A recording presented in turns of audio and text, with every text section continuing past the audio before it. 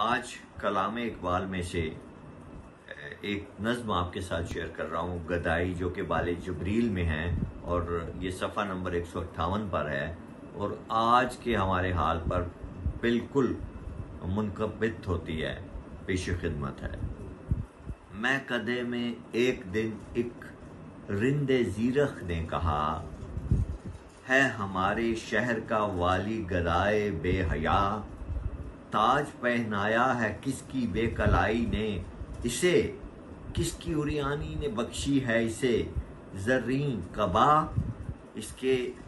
आबे लाला गू की खूने दहका से कशी, तेरे मेरे खेत की मट्टी है इसकी कीमिया, इसके नेमत खाने की हर चीज़ है मांगी हुई, देने वाला कौन है मर्दे गरीबे बेनवा, मांगने वाला गदा है, सदका मांगे या खिराज, कोई माने या न माने मीरो सुल्तान सब गदा। बहुत शुक्रिया।